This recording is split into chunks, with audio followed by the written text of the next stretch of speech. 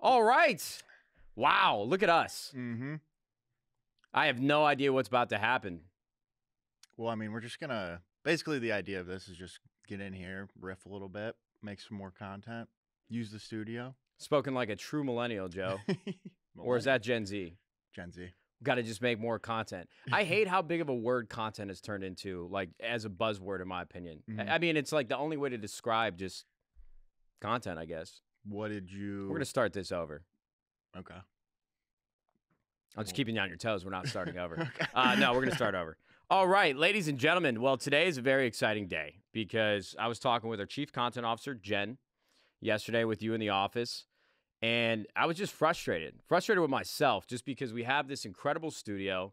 I've done the Courage and Nadeshot show now for like 2 years, but that became really inconsistent because of Jack's schedule, my schedule. Booking talent is actually a huge hurdle that I don't think a lot of people anticipate when it comes to producing a podcast. You need to have guests that get like a buzzwordy title for YouTube. And there's a lot of work that goes in behind the scenes. And that just didn't move fast enough for what I wanted to do. And a lot of content throughout 100 Thieves history, a lot of it became sponsored. You know, we got to pay the bills. Mm-hmm. It's a really important part of monetizing an esports team, which I know there's a lot of naysayers in the community around the business of esports. But 100 Thieves, I think, transcends beyond that word. Mm-hmm. But a lot of the content that we were filming over the last couple of years was more or less forced to do it. And I don't think force is the right word. If it depends on which hat I'm wearing. If it's like Nadeshot as a creator or Matthew Haig is like CEO of 100 Thieves. It's a means to an end for sure, but I'm just not good when somebody tells me to do something. I don't know what it is, like an angsty teenager, but unless the idea comes from my head, I'm just frustrated by it. Mm-hmm. It's a roadblock. You'd think I would have grown out of that, but that's why we're sitting here today. So for anybody that doesn't know, Joe Callis to my right is my assistant. We've been working together for now over a year. Yeah, it's like a year and a half. A year and a half? Yeah. Oh, my God. I feel like I've gone to war. Not only am I fighting all the voices in my head, but I'm also fighting yours. Yeah. But it's been a pretty good balance. And Joe's on here today because we've always talked about doing a podcast together, but you have a sense of humor that you don't think fits well with a brand-friendly company like 100 Thieves. But I think we'll tote the line. Yeah, we'll figure it out. I want you to be yourself in this. But this is more or less a podcast for me to just talk. Yeah. Talk about anything that's relevant. Mm-hmm. I'm a big fan of Bill Burr, how he does his podcast, where if he doesn't even have a guest, he's going almost every single day or every week. And my buddy Rich put me on. We listened to Bill Burr a couple times on the way to golf and on the way back from golf. And I actually don't listen to a lot of podcasts, Mm-hmm. and I'm definitely not a comedian. And it seems like the people that have had the most success in the world of podcasting, or at least the most viral clips, are normally comedians. But I just have so many thoughts that run through my head, and I'll spend like the first 30 minutes of my stream just shooting the shit with my chat. And it's usually my favorite part of the stream because it's almost like therapy in a sense. Yeah. And when we have guests on the Courage and Nadeshot show, we're more or less interviewing them. Mm-hmm. And so this is just an outlet for me to create more, use this incredible studio that we have in 100 Thieves, and just see where it goes. We don't really have a plan. Mm-hmm. Yesterday, this is just a spur-of-the-moment thing. Let's get Joe on the desk with me, and let's talk about what the fuck's happening in the world. Yeah. Well, thank you for having me. Don't fuck this up, Joe. You're already being too nice. I know. I gotta ease into it a little. No, you're being very sweet. It's okay. I'm Guys, I'm going to bully Joe just so you guys know, but that's our dynamic. Like a lot of times when I'm on stream with one of my like close, like one of my boys, the chat just, Nadeshot, you're being an asshole. I'm like, yo, listen, I grew up with an older brother. My only dynamic with a close friend is constantly talking shit to each other. Yeah. That's like my love language. Yeah. You know, that's how you know that I actually fuck with you, is if I can just belittle you, talk shit, and banter back and forth. So if you hear that, it's not me being a dick. It's just because I actually have a crush on Joe. Yeah, well, Matt let me out of my cage this morning to come talk for a little bit. So, But no, right back in after. Yeah, but no, yeah, we always talk about just like, I mean, we're always just like shooting the shit to begin with, and I always get like nervous on camera, but I can hear a little tremble in your voice. a little bit. It's a muscle that you build. It's with the lights on, like when the lights are on your face, like see the cameras recording, people like listening behind, especially with my sense of humor, and like thousands of people watching. I'm like, all right, I got to be entertaining, but really, I just got to like be myself. I don't have the sauce like that anymore, Joe. It's probably gonna be hundreds of people. Okay, so maybe you'd be less nervous. Yeah, exactly. I told Joe that the only rule that we have for this podcast is that you cannot act differently on camera. Yeah. And that's not an easy thing to do. And a lot of people don't realize that being more comfortable on camera is truly a muscle that you build. Yeah. I haven't come up with a name for it, but it's a muscle inside your brain that just makes you more comfortable time and time again. Yeah. And Haley's actually the best example that I brought up to Joe and Jen yesterday when we were in the office. I told them, I'm like, you cannot change as soon as this camera starts recording, because that's when I actually fell even more in love with Haley, because I told her, I'm like, hey, you know, if everything goes to shit, like if 100 Thieves went to 0 today, the only thing that's standing in the way of me and you living under the freeway in a tent under the 405 and the life that we live now, the only way we're going to stay here is if I just start recording you, because like family channels are a glitch on YouTube. But then I'm going to have to be super nice and act like somebody that I'm not. But Haley's just phenomenal. As soon as that camera turned on, nothing changed. She was just being delightful. Yeah. Better than me in every way. Haley, hey. Yeah. Well, I'm going to be myself, but if I was just myself, I don't think I'd have too many opinions. So I'm working on that. We'll have some more opinions. You got strong opinions. They're just grotesque and mean and rude in almost every single way. I'm a man of absolutes. Yeah, it's all or nothing. I like that. We love judging books by their cover. Yeah. Okay, so we got through the intro. That's basically the setup. This will probably evolve over time, but we don't need to get into the nitty-gritty of the format of this podcast. So there's a lot happening in the world nowadays. I mean, we just got through a week of UFO conspiracies. I went down some unbelievable rabbit holes. Yeah. But I was actually in the car on the way here, and I was at a stoplight scrolling. Shouldn't be doing that, but I think I got good peripherals. I know the flow of traffic. I've been driving for a long time. I don't text and drive. I actually have a very strict rule against that. And you always got to wear a seatbelt. Always got to wear a seatbelt. Yeah. But I was just watching all this kick stuff continue to unfold, because I think Jake Lucky put out a tweet, or somebody in the gaming community, calling out Aiden Ross because he was like openly streaming porn on kick.com. Oh, Jesus. Now, I don't think it's as black and white and binary as that. But I think all the kick things that are happening on the internet, for anybody that doesn't know, Trainwrecks, who basically had the rug pulled out from underneath him. You know, he was blowing up on Twitch over the last like 2 years from gambling on stream. You know, had partnership with Stake. You saw people like Yasuo and even like Banks from FaZe with a couple other guys like Mike and Aiden. They would go down to Mexico just to gamble on stream legally. They basically removed all of like table games and, you know, higher level gambling from Twitch. And then I guess Stake has been working on Kick for a long time now, or they're at least investors in it. I don't know the absolutes on that. Yeah. But you had Aiden and I think Trainwrecks both streaming the Super Bowl on kick.com. Aiden was talking about Cenat and all these other big streamers are coming over to kick.com.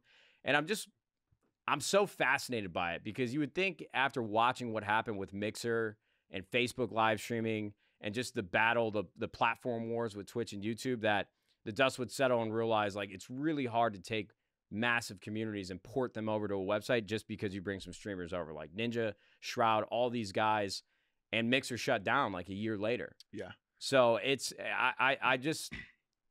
I don't know how they're going to keep this website alive, because Trainwrecks, even yesterday, I saw him tweet about the fact that if somebody pays $500 to gift 100 subs, the streamer keeps like $495 of it. And, you know, for me, my biggest gripe with Twitch has always been the fact that I can't stream in 4K. Like if you go over to YouTube, even 7 years ago when I was streaming like Rainbow Six Siege on my second channel for gaming, I could stream at an unlimited bit rate, 4K. You know, obviously like the Elgato and streaming software and hardware didn't allow you to actually stream at that quality. But you could go 100,000 bit rate, where on Twitch, like the limit is 7,500. Yeah. And they've always said that 90% of community members that are watching streams don't even have internet to support, you know, streaming, you know, a 4K broadcast. Yeah. I always think that's bullshit. I'm like, hey, you know, I'm sure that statistic lines up with the rest of the world, but more times than not nowadays, if you have cable internet at like the minimum base level, you can stream 4K. I mean, 5G, I did like when we were setting your Wi-Fi up, I did like a speed test. I was getting like 500 megabytes down. Yeah, so for me, like, even if that is true, I still believe that you should be giving the creators the option to do it. But their argument back is it's too expensive from a server output perspective. Okay. So for me, with Kick, if they're not taking any money from the streamers from like a sub split, and they're going to have a really hard time with ad rates, like monetizing that platform if, it's the wild, wild west in terms of like TOS and what you're allowed to stream there. I just don't know financially how Kick makes sense. Yeah. And maybe Stake doesn't give a fuck because they just have unlimited like crypto funding, and they're not here to turn a profit.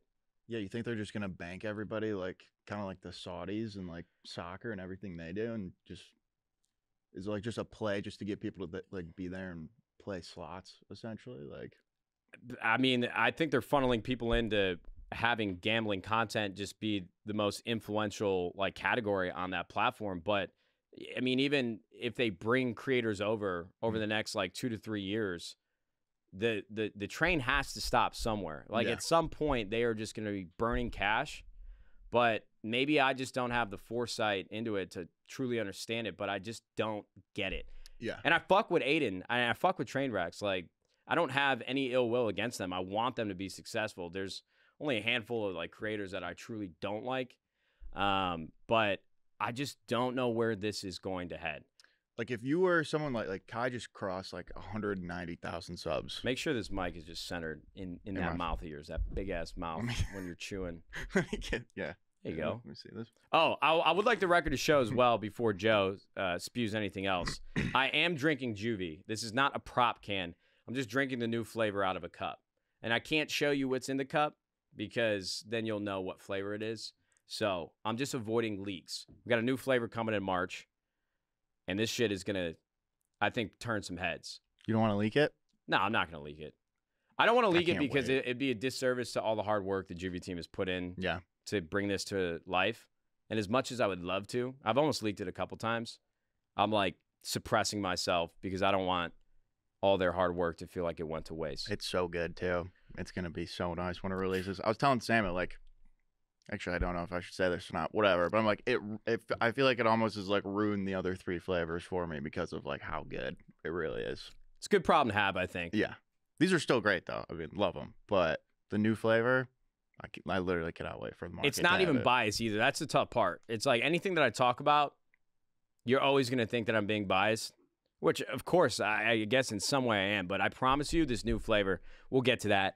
But back to the Kick conversation. Yeah, so back to Kai. So he just crossed, like Aiden, you said in that clip, he's like, oh yeah, Kai's coming over. Everybody's coming over to Kick. He just crossed 190,000 subs on Twitch. Night. Yeah, he's been doing like this 30-day marathon, right? Yeah, I think he's like 20 days in. I knew he's at like Universal with XQC yesterday. But if you were in his shoes, or like, I guess even more just about like the economics of it, like how much is it going to take Kick to get someone like that over? Or like if you were a Kai, would you even leave with like the community you already have? So my biggest takeaway from the last like 6 years of watching the platform wars like unfold, I think Kai has made enough money in the last year to where he doesn't need to worry about money ever again. And if you continue to chase the bag and do things inherently that you know are going to be harder for your career, I just think it's a bad business decision. You know, obviously everybody likes to talk about the drama between me and Nick Merckx, but I actually have a lot of respect for Nick and staying on Twitch because I'm sure he had some wild offers. And nobody knew that Shroud and Ninja, the way that it would play out, that they would basically just get their contracts accelerated and Microsoft just, you know, paid to make the problem go away and let them back off to Twitch. Nobody knew that was going to happen. But for the people that stayed on Twitch, and you can make an argument for some of the guys that went over to YouTube, like their audience is like Jack. His audience was already bigger on YouTube as it is, so that made sense in some way or another. But if I were Kai, if I had to make a decision today, unless they were offering me like $100 million, and I'm being serious, like literally $100 million, I would stay on Twitch. The man has the internet in the palm of his hand. There's no reason to put any roadblocks in front of him that would take the momentum that he has away. But then you can also argue that Kai's brand, since he has the internet in the palm of his hand, transcends the platform, and he could still make do if he were just uploading to like TikTok, Instagram. His clips go super viral no matter where they end up. Like they get uploaded to House of Highlights and Blade You Report. It's been actually wild. Yeah. So I just, unless he was offered an absurd amount of money that you just could not say no to, and it was guaranteed, that's where you still got to be a little bit more diligent with your lawyer and redlining these contracts and making sure that it is a guarantee. I would just stay on Twitch. Like, why fuck with the status quo? Yeah.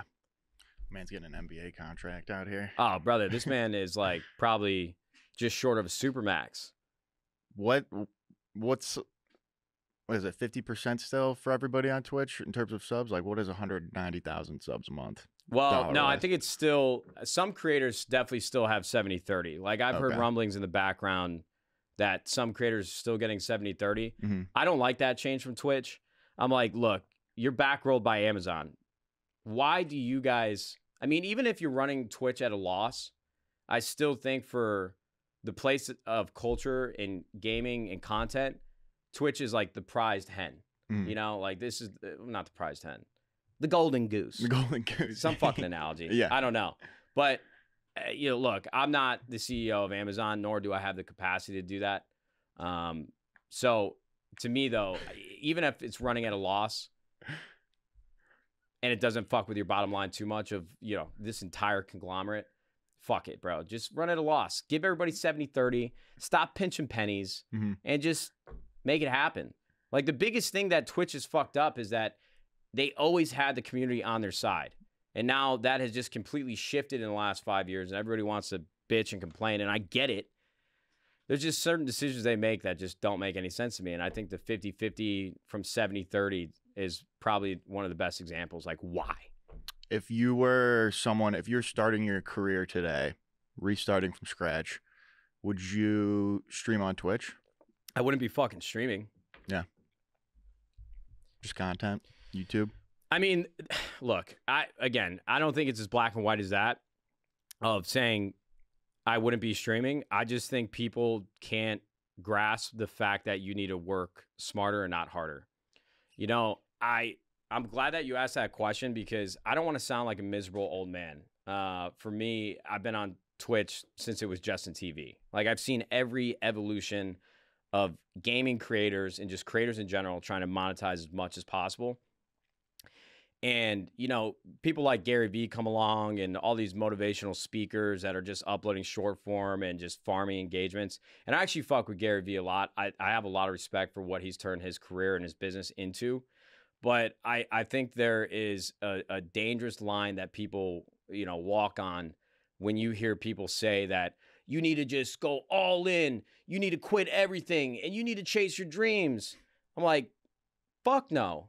That is just a heinous outlook on certain capacities of your life, because you'll have people that say, oh, I'm streaming 250 or I'm streaming 300 hours on Twitch every single month.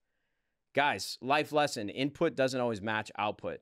If you're streaming 250 hours a month and you're still not making like a livable wage, you made the wrong decision.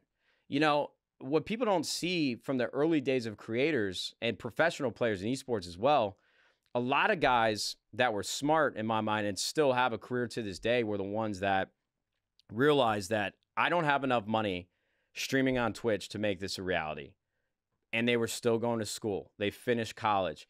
They kept a job and killed themselves to try to make their dreams reality. And it worked out for some and it didn't work out for others. But the people that understood, I need to have balance. I need to be able to live. I need to be able to pay my bills. I need to be able to be like a working class human being.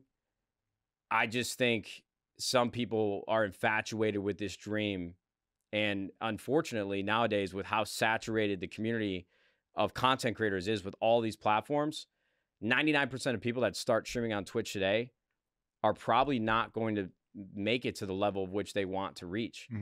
And again, I'm not trying to sound like the fucking Grinch, but Twitch doesn't have discoverability.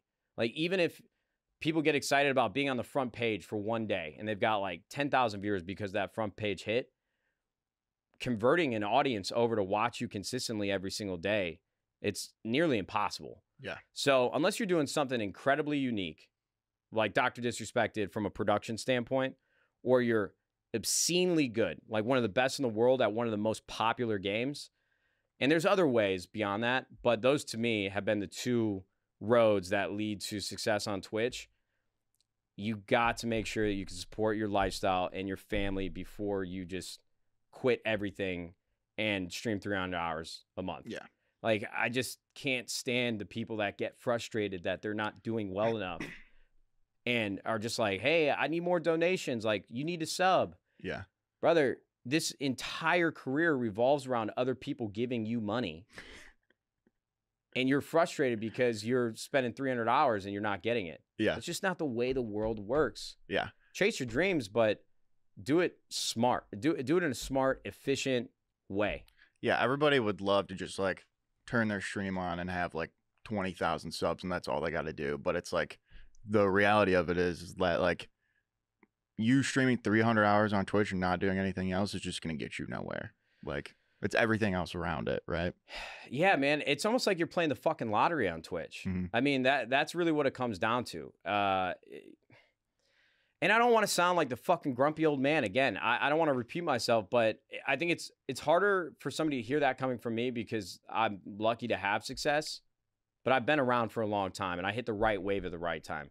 When you ask me, like, if I restarted today, there's an unbelievably good chance that I wouldn't, it would never play out the same way ever again. Yeah. I just hit the right wave with Call of Duty and Twitch and YouTube. That timing was impeccable. And I just stumbled upon it. Like, it wasn't me, like, seeing into a magic ball knowing that this would happen. I got lucky, and I'm fortunate, and I'm grateful, but Low is the perfect example. Like, I know I've said that a million different times, but my man, you know, he's built up on platforms that actually have discoverability and consistency of getting content out. Like TikTok, I think, is still one of the best places to create. You know, you have to think of a structure that will actually bring people back.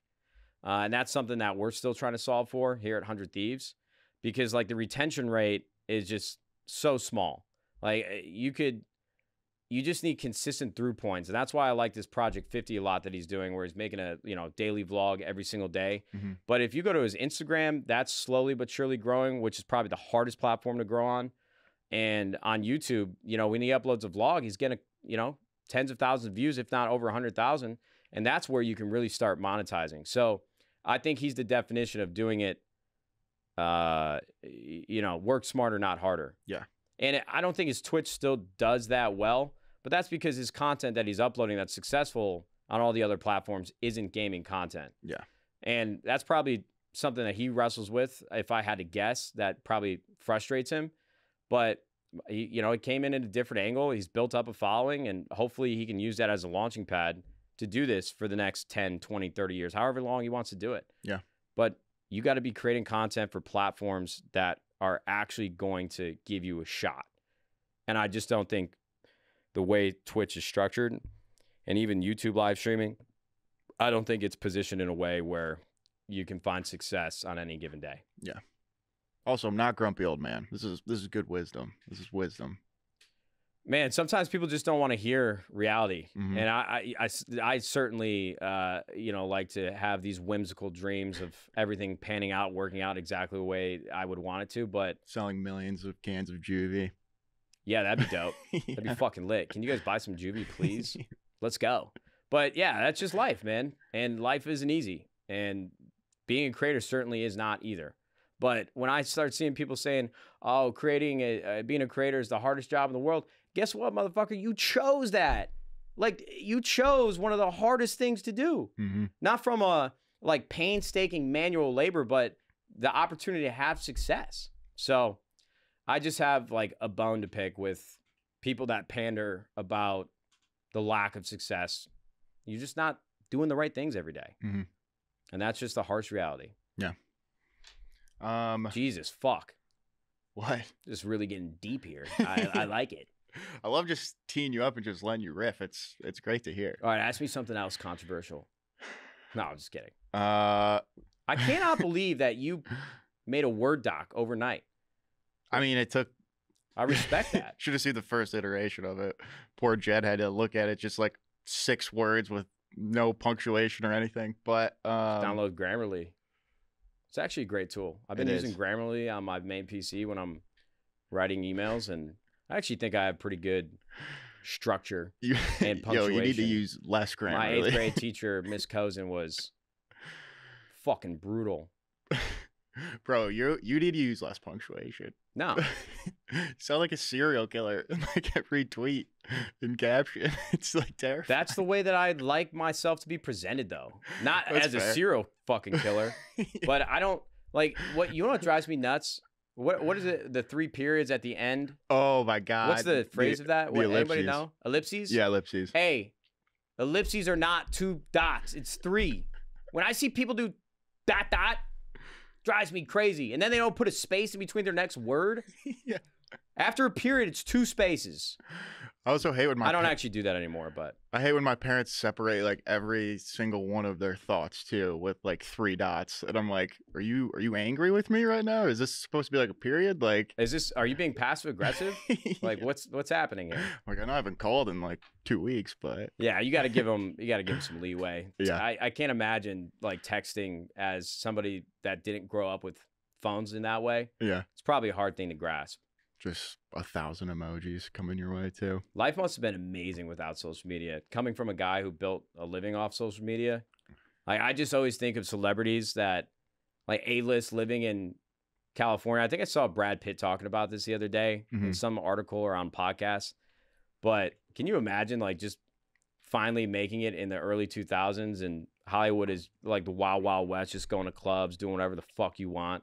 And then someone pulls out a smartphone a couple years later that has it. I mean, even the flip phone's not a smartphone that has a camera on it. And that's the day that everything changed. The Fire 100%. Nation attacked. Yeah, literally. What's the big club in New York? Like Studio 54, right? In like the 70s. Something. I heard it was just like the most insane place like of all time. Like in terms of just that time period and like what went down there. Like if you had a camera, if you had an iPhone in there, everybody would be just fucked. Do you know how easy it must have been to kill somebody in like the 1800s? Oh my God. Before like DNA and all this science and investigation? Well, pretty small town now. Like just a random drifter going town to town, just murking. Like how would you get caught? Actually, It's fucking terrifying to think about. You think Frank Sinatra lived like the best life out of anybody besides maybe, and this is going to sound brutal, and I don't mean this, and I'm not even going to say that shit. Never mind. Frank Sinatra was just paid, had a song in his heart every day, an angelic voice that has now transcended generations. Motherfucker was dapping up the mob, just going city to city, like an icon. It could do whatever he wanted. some say Frank Sinatra turned in Jimmy Hoffa. Yeah, I mean, I don't know the background on that. I mean, I watched... I don't fuck with snitches. You don't fuck with snitches? No. Now? No. Do you think Gunna snitched? No. Right? Apparently.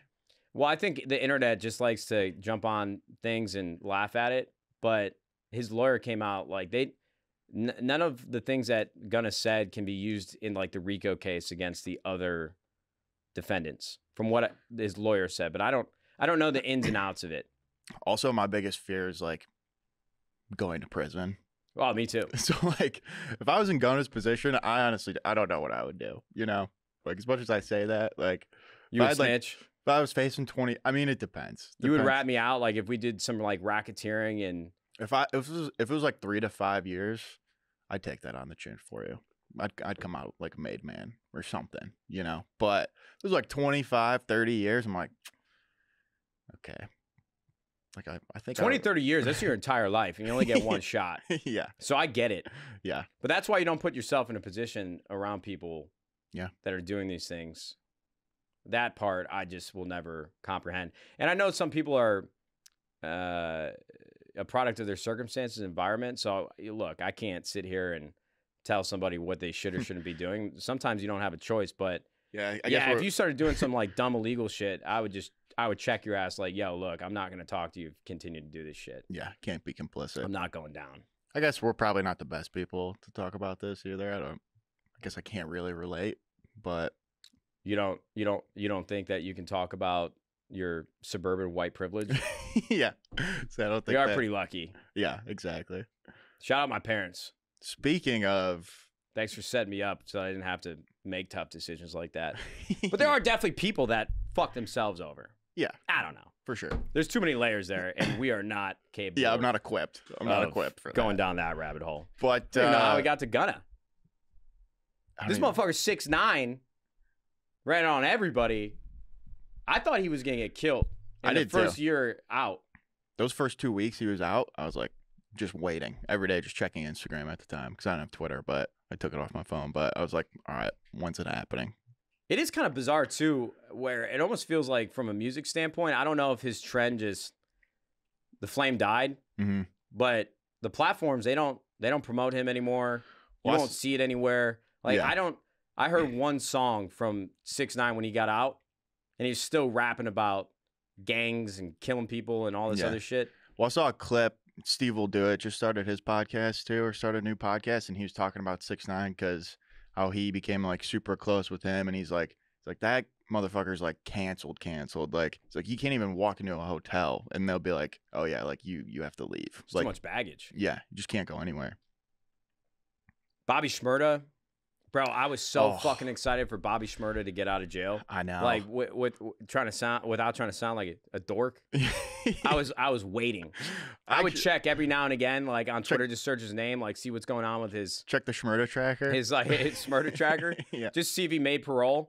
And then he got out and he waited like 3 months to drop a song or something. I'm like, dude, what the fuck? I know. It was not the comeback I was wishing for, but he seems to be chilling. I gotta look him up. I gotta see what music he's put out. I feel like missed opportunity there. Yeah, nothing pre-jail Bobby though. Nothing compares to that. But he's like wilding out on the internet. So he's just like going crazy. What's he doing? Dude, there's just so many videos of him like twerking on like girls and like dancing like all over the place. Like just wait, he's twerking on girls or big booty women are twerking on him. Big booty women are twerking on him. But it's just like I've seen like 5 different videos. I don't even know if it's like a music video or tied to a song, but that's just like all I see of Bobby Shmurda now. Bro, Bobby Shmurda, the day he got out, should start a fucking podcast. Yeah, I guess. Or just made awesome music that we're all waiting like 5 years for. I was like, I'm like, all right, this guy's got to have like 3 albums. Bro, just like writing lyrics up on the walls and shit. Yeah. But when I see like videos of jail nowadays on TikTok, like everybody's just walking around with a phone. Yeah. It looks like they're hanging out like summer camp.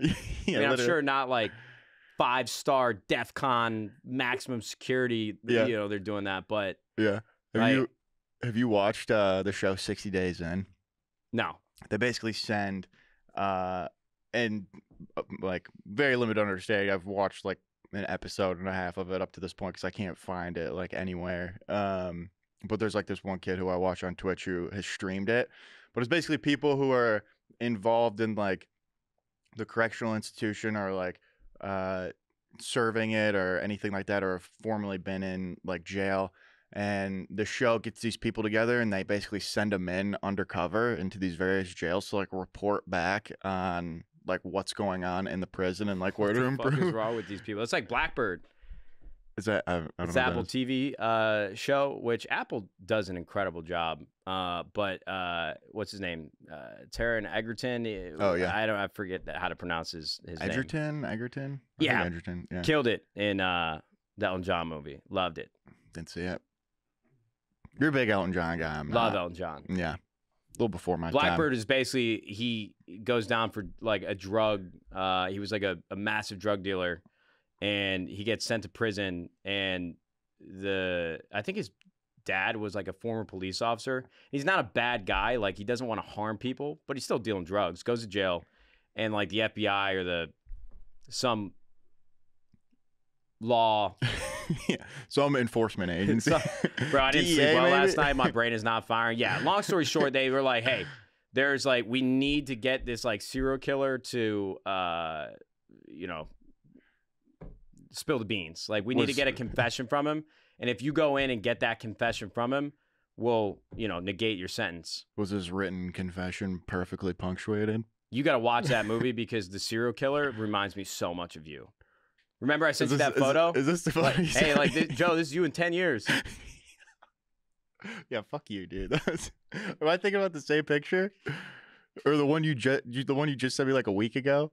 Yeah, brother, you literally like make jokes about my dogs dying. Like, that is symptom number one of a serial killer. I'm glad that you finally admitted that it's about them dying and me not killing them. So we're making progress, brother. To this day, I still don't understand how you think that's like. If you had to pick one, if you're like. Your whole family will die if you don't sacrifice Murphy or Gary. Which one do you? Oh, fuck. Which one do you pick? Can I sacrifice myself? That's very noble of you, but I don't know if I would do it, though. Like, dogs only have like 13 years, and I've got a whole life to live. Is Haley pregnant at this point? Do I have to make this decision for triplets? Us? And I have to do it. Yes. Oh, fuck. I don't like this hypothetical because I want to give you a straight answer, but I can't pick. I love those fucking dogs. Like, I never thought, you know, like, I'll take. Hey, there's no right answer. I'll take that. Yeah, I'm not trying to sound like a noble guy because if like push came to shove, I'm sure I could figure it out. But those dogs like give me so much fulfillment. I'm Team Murphy because I feel like she doesn't get enough love. But you guys are warming up. You don't see what I do with Murphy when you're not here. I actually think aesthetically now Murphy is cuter than Gary, but Gary's he was our firstborn. You know, we had to go through the trials and tribulations for the first time during COVID with him. Just such a sweet But boy. Murphy's got these eyes that I don't know if it's because maybe I'll be a good girl dad. I can't yell at her. Like, I can yell at Gary. And that's not even how you're supposed to discipline a dog. They only like learn from positive reinforcement. Mm-hmm. But when Murph's like trying to jump on the table and grab food, after I yell at her, she just looks up at me with these big doughy eyes, and you see a little bit of the white like cresting underneath, and I'm like, holy fuck. Sometimes she's got like human eyes. Like, sometimes I like make eye contact with her for a little too long, and I'm like, all right, there's something. I just got her a Glock too, so you better watch the shit that you be talking. You've been seeing the Harry Potter like memes lately where it's like Harry Potter, but it's the United States and all their wands are just Glocks.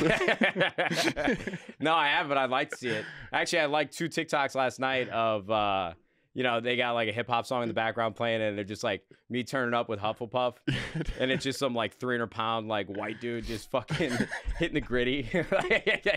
Bro, people on the internet are too funny, man.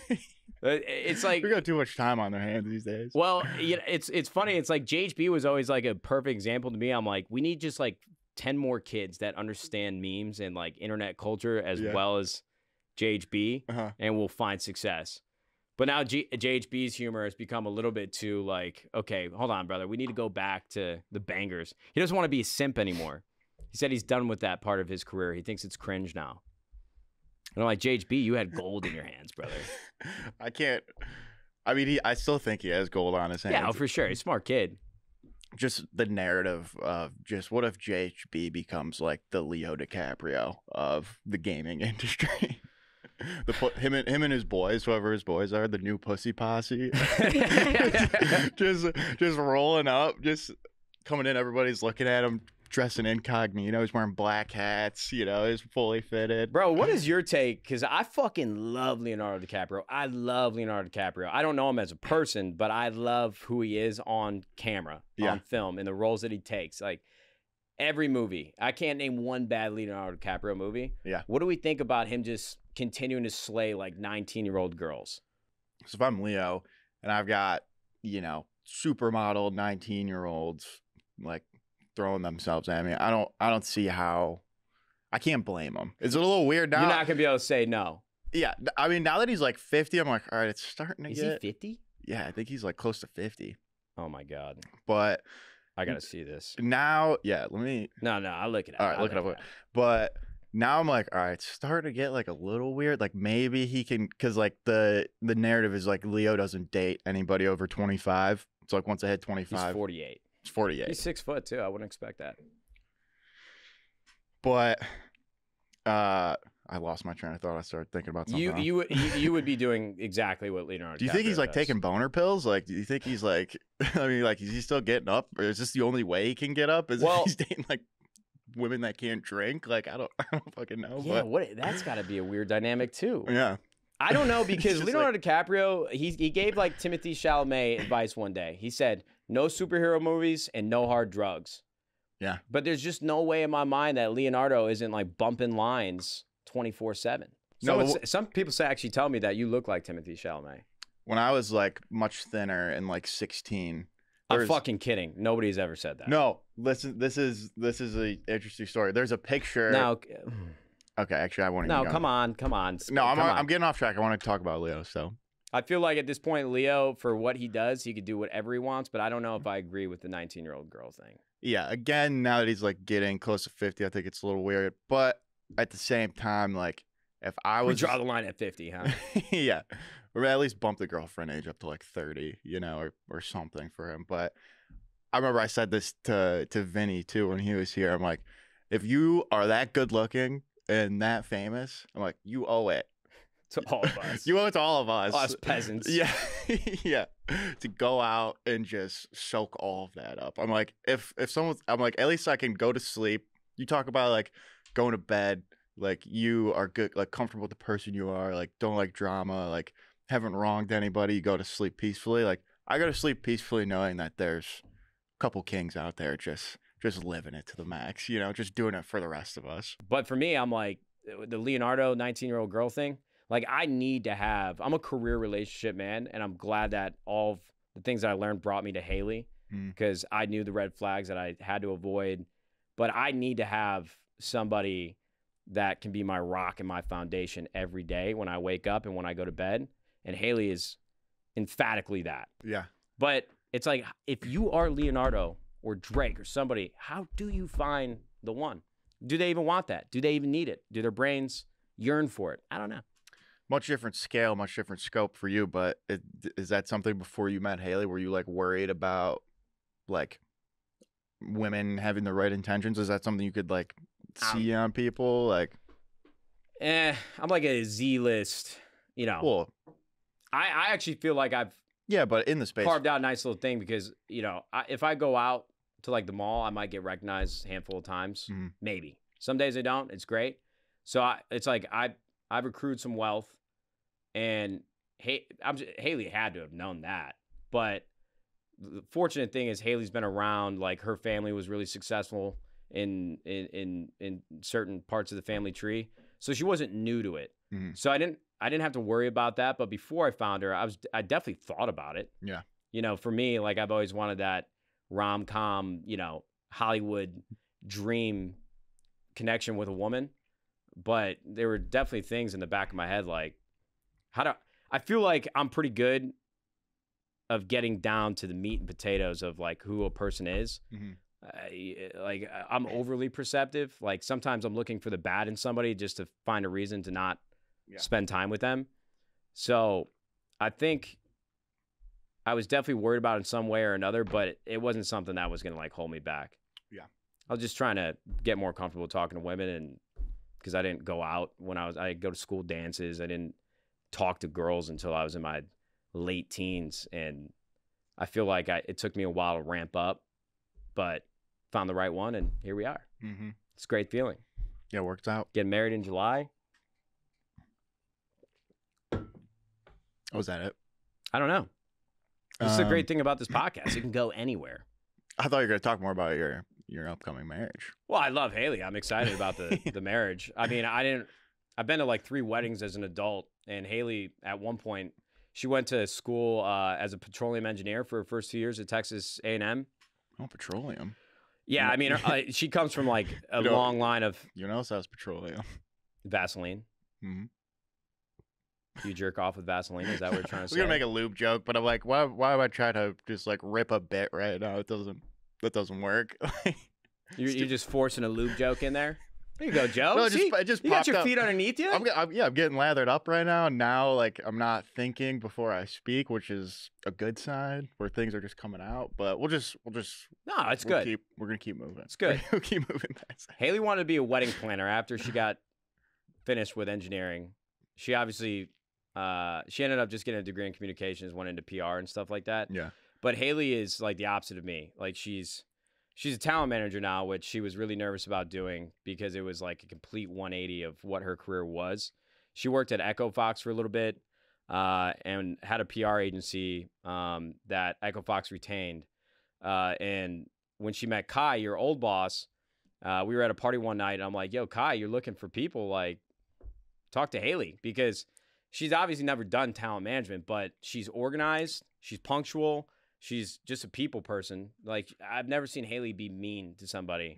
Even in private, I'm like, hey, I'm really talking shit about this person. I'm like, come on, give me something. She's like, honey, that's judgmental. That's not nice. I'm like, there's no fucking cameras on. Give me it. And I'm like, oh, wait, this is just how you are. You're just so much better than me. You're like, wow, I'm a huge piece of shit, actually. Fuck. But Haley, yeah, she loves parties. She loves to throw events. She's helped Ray and Brooke throw like girls' nights.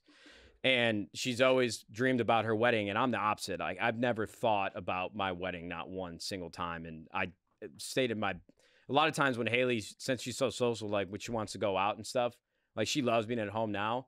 But our first like 6 months, year of relationship, we were going out boozing. This was at like the content house. We were just having a great time. But I'm a homebody. Like I'm comfortable, no anxiety when I've got the door shut at my own home. And so I always told her, I'm like, you got to realize I spent 24 years of my life locked in my bedroom. So that version of me that you saw, that was just me having fun, and the alcohol was pushing me to be somebody that I'm really not.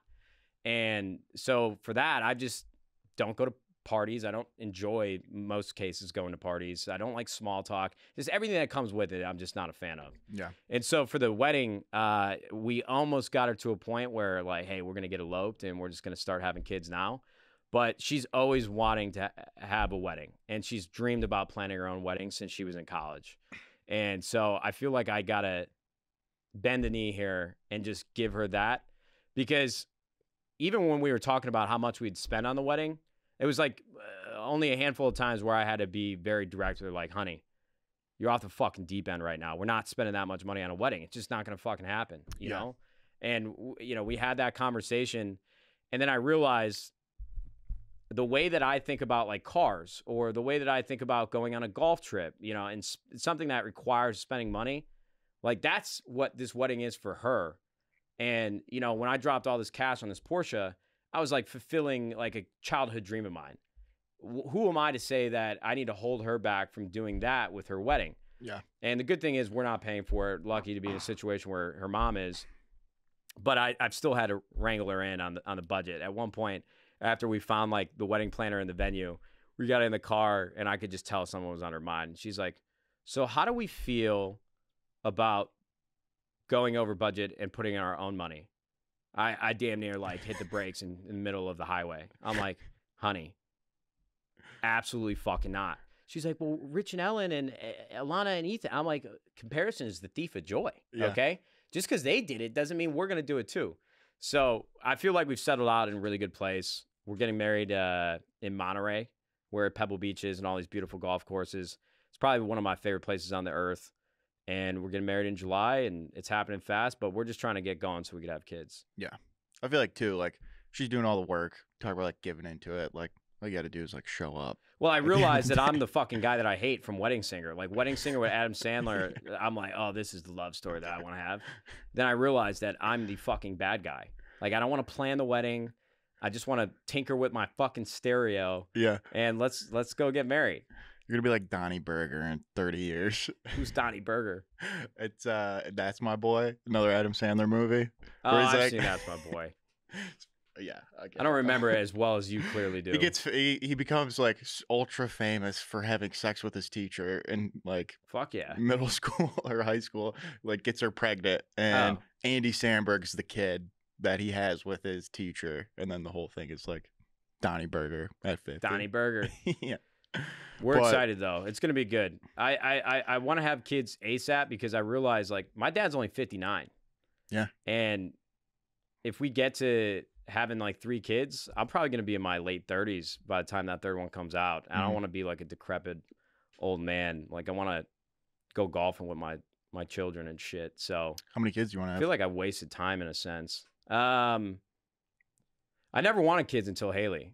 Like, I just don't think I'm a patient individual. But after having the dogs, like the love that I feel for them, and I know it's different, would be a stronger bond, I would imagine, in some avenues of love. But I think if we're going to have one, I don't just want just one.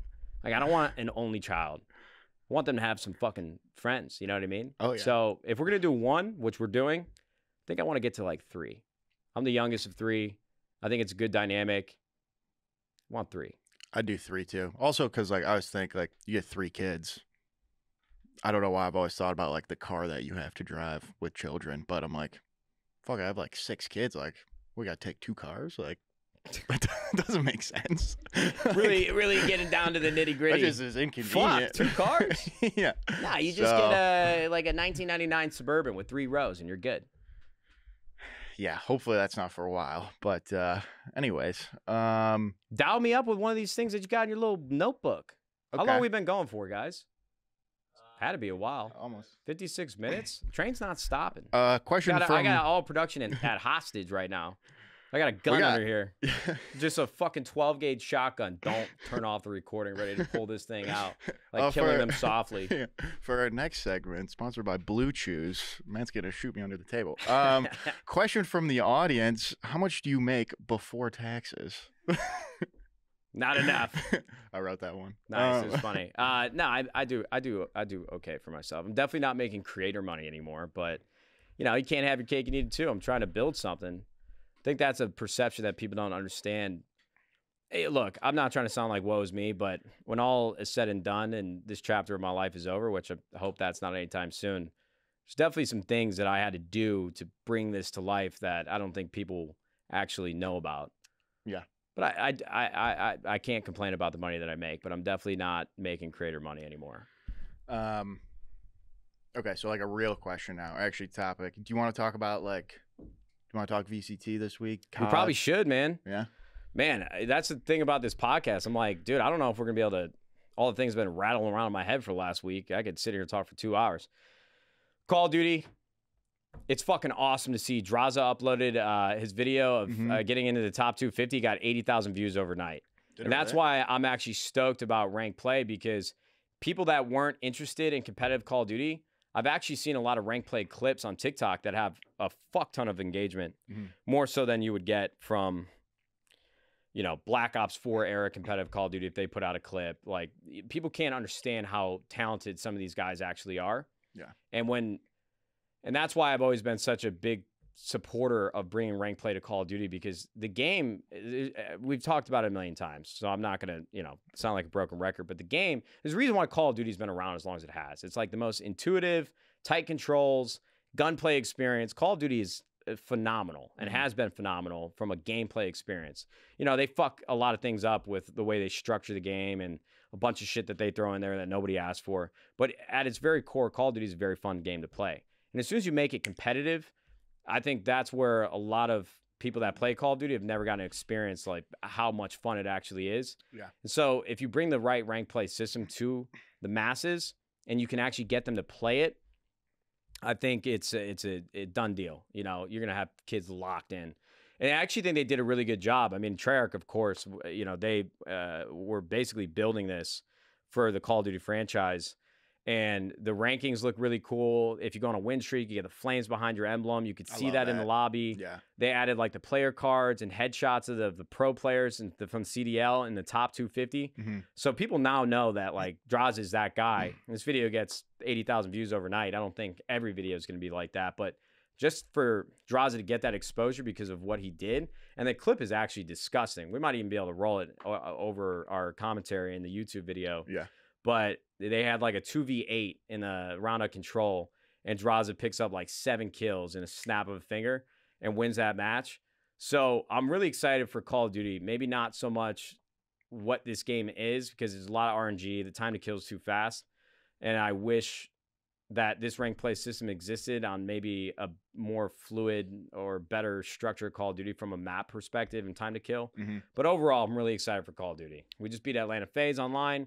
Lost to Vegas Legion the day before. That's just day-to-day COD. And our team always gets better on LAN. I really thought we were going to win that event in Boston. Mm-hmm. We just needed to win one of those search and destroys, and we didn't. That Abizi 2-piece when he dropped down and we lost that 2v1, I mean, that was the deal breaker because we went to round 11 and ended up losing it. If we would have snuck out one of those search and destroys, I think we would have won that tournament. But overall, Call of Duty is in a really exciting place. And I'm really glad that ranked play is here. I wish I had more time to grind it because I would love to see if I could actually make it back in the top 250. Because back in the day, Black Ops 2 League play, you know, with where I was at in my career in Call of Duty, I can go into every game and get a YouTube gameplay out of it. Like, you just didn't lose games. And I'm not in that place anymore with Call of Duty because I haven't played. Mm-hmm. But I would love to grind it. But getting to VCT, Valorant, I'm really excited for the boys. Mm-hmm. A couple North American teams have already gone home. Like C9's out, NRG's out.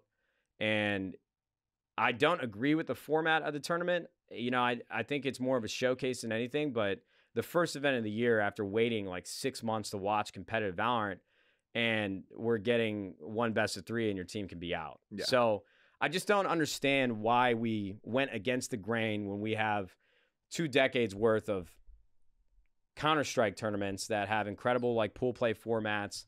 The storylines really build up. Mm-hmm. You know, not every match is going to be your last match, and there's room to get your bearings in the tournament and start to play better and make it to the finals. But this is just so fucking cutthroat. Like, I just feel like I'm being teased. You know, our team is so good, but one best of 3 at a tournament, anything could happen. Literally anything. Any team on any given day can win. Mm-hmm. So I'm not happy about the format, but in general, I'm just excited to see competitive Valorant back. And the team is, the addition of cryocells, like you saw it if you paid attention to Red Bull Homegrounds in December, we won that tournament. You know, you could probably argue that Team Liquid probably would have gave us the best match, but they had to play with subs and stuff. So yeah, we beat some really good teams, but this is now all 32 franchise organizations, and we play here on Thursday. I don't know when this is going to air, so the match might already happen, but I'm just excited for those guys. Everybody on that team is can take over. Mm-hmm. Like, that's the beautiful thing about the rosters. You know, in certain iterations of our team or other teams across the league, if one player doesn't show up, they would lose that match. Whereas with our roster, if you go down the lineup, Stellar's probably the most talented fragger out of any IGL across the league. Mm-hmm. You got Bang, who, you know, was dropped 3 times when he was younger. The kid was still in high school. And now it got voted like the most improved player. That kid just pops the fuck off. Nasty. Derek had his moments in the middle of last year where he looked like the best player in the league. LCQ clutches. I don't think he's happy with the way that he's played in certain moments on stage. But what people don't realize is that if you have other teammates that are, you know, fragging out, there's only so many kills on the map. And so hopefully Derek's not putting too much pressure on himself because the kid's obviously really good at what he does. Yeah. And then you have Asuna and Cryo. Like, I wouldn't want to be on stage against that team. No, absolutely not. If they're all firing from every cylinder, I don't know many lineups that, I'm sure there's a ton of teams that could, you know, put up a good fight, but I just have a lot of conviction and a lot of confidence in the team, regardless of what happens in Brazil. Because I don't think the tournament is the best format for showcasing who the best team actually is. Yeah, I'm excited. It's, of all things, like coming into esports, and like coming into this world, we've watched so much League, so much COD, but Valorant, just watching competitive Valorant is so entertaining. Game's fucking unbelievable, it's dude. Unreal. So, and to see like our team, and they're all so fucking nasty, and they're all like great too, just like great people, and like I can't wait. It's been amazing having the Valorant team in the compound. You know, we got the League of Legends team here, the Call of Duty team, and the Valorant team, and it's just been like an incredible dynamic because you've got like the old heads with Bjergsen and Doublelift with these young spunky kids with Lucio and Tenacity, and then Closers won a championship for us. The Valorant team, those guys just fucking are comedy. Yeah. You know, it's such a wide range of personalities. Yeah. But they're all around the same age. I think Stellar's actually the oldest player. but they just genuinely look like they enjoy being around each other. Yeah. And that's normally a hurdle with teams. You know, you'll have like, even with a 4-man roster, like cliques would start. And if a bad tournament happened, you know, all that resentment that you had against somebody on your team or your personalities don't get along just gets amplified. That usually fucks things up. Mm-hmm. And then the Call of Duty team, man, the LA Thieves, bro, I stand by it. And I got to gas up our social team and our content team.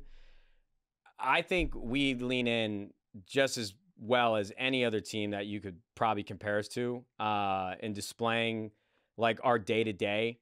But I just think the LA Thieves, like our players get a bad rap because the community like latches onto players and will never stray away from the players they love. And I get that. Like I'm a fan of cross sports. There's just certain players I like and sometimes don't have any rhyme or reason why I don't like a player, but I don't like them. Yeah. And I think somebody like Drazah gets a bad rap. That kid is all fucking passion. And his story to me is just unbelievable. Coming from Alaska, making it work, making it happen, win a world championship after getting benched, dropped, you name it. You know, a lot of people don't like Kenny because of the rivalry between LA Thieves and Optic. Like, we would always send them home. Like, and I'm not being facetious in any way. It's just like pound for pound, we've beaten Optic like 10 times over. And I'm not flexing because I love the guys over at Optic, but I just think because Kenny got compared to Scump so much, the kid just gets a bad rap. And when those guys all four together are fucking hilarious. Like some of the best personalities I think in COD, and of course I'm biased in saying that, but I just don't think they get enough love. And in a lot of ways, I don't think there's many things we can do to change that. But yeah, it's a dangerous team, man. Dangerous lineup. I love too that like whether you're a fan or not of like Drazah specifically, like I just love that he talks shit. He doesn't give a fuck. No, and it's like it's entertaining. Like whether or not you like him, I just love seeing that. Like all the FaZe shit from Sunday, like the head glitches or whatever on the staircase. Yeah. Like, but this is the other problem, bro. It's like when you think about Drazah, think about this kid Scrappy. Everybody loves this kid Scrappy because he came from Challengers. He's probably like the most talented mechanically. He's got the loudest personality, talks shit, everything. Bro, the COD competitive subreddit loves Scrappy. Like the entire community loves Scrappy, even though Drazah like is doing the same exact things. And I know there's probably nuance to that. But in general, this kid wears the same sort of personality. But Drazah, because maybe he talks shit to the wrong person, or maybe because people don't understand him as well as they could, they just don't fucking like him. Yeah. I just think it's unfair, but that's life. You know, we talked about things that are, it's just the way the world works. And, you know, this, I've been racking my brain. It's like, how do we turn around the perception of this team? But those guys, man, if you are on our side and you spend time with them, without that bias, you would fucking love them. These guys are fucking hilarious, dude. Dude, so honestly, what are you going to do? Yeah, fuck it. If someone's got to be the villain, you know? Yeah. I love it. Yeah. I absolutely love it. But, and then, who do we play in VCT EDG? Yeah, we play EDG, where everybody's expecting us to win that match. Okay. And then our next matchup will probably be against Furia, who we beat at home grounds. They were close games, but we beat them. And then we would play the winner of Fnatic and Sentinels. And I think Fnatic is expected to win that tournament or win that match. They won 2-1 last night. Fnatic? Yeah. Not against Sentinels, though, right? I saw George Getty's. No, that was fake. Is that fake? That was fake. That match hasn't happened yet. Okay. So if we end up winning all the games that we should win, we'll either play the winner of Fnatic and Sentinels, and either way, that'll be a good match. And then, are you familiar with Sentinels roster moves? Yeah, they got Zekin now, Tens. They got the two guys from Loud, and I don't remember their fifth player. Okay. So they brought two of Loud's 5 championship winner. Okay. Yeah. Okay. So that'll be a good team. Yeah.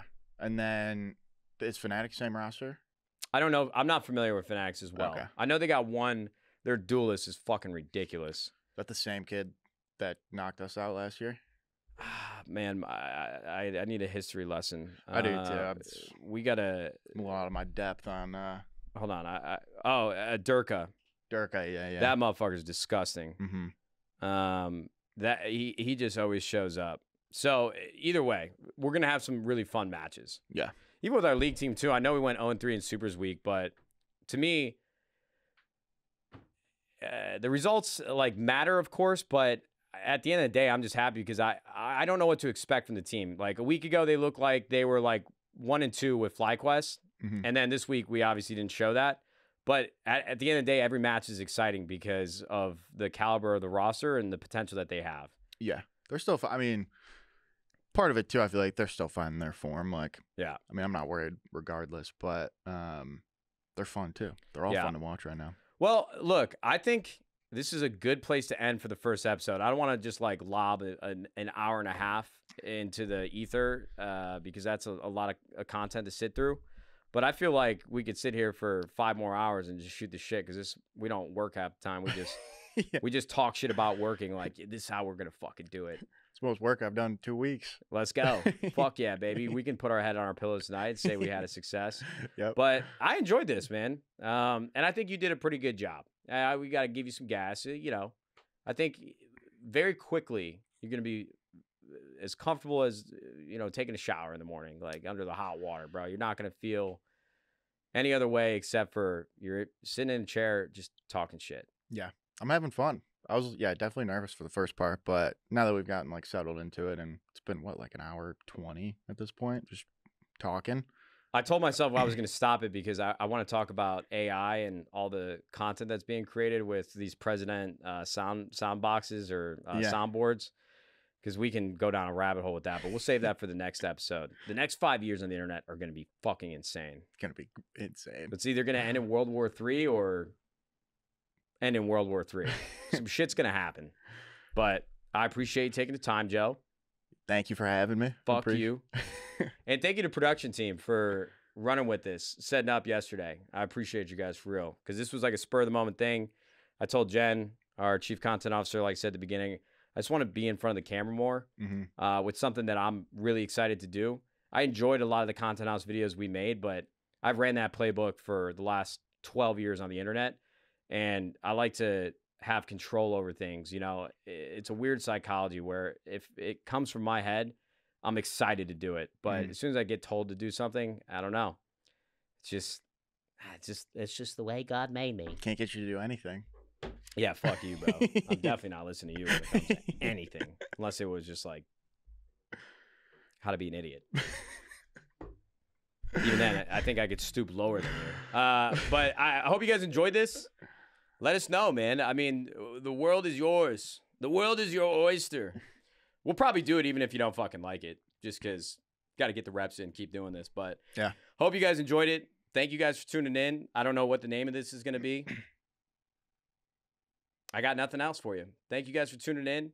You're going to see more of Joe and I, and hope you guys have a fantastic day. YouTube, Spotify, iTunes. Is iTunes still a thing? Apple Music? Where do they upload podcasts? I don't even know. Apple Podcasts? Is that a thing? No idea. I listen to like my first podcast. Shout out to the production team there. I've been doing a podcast for 2.5 years, and I have no idea.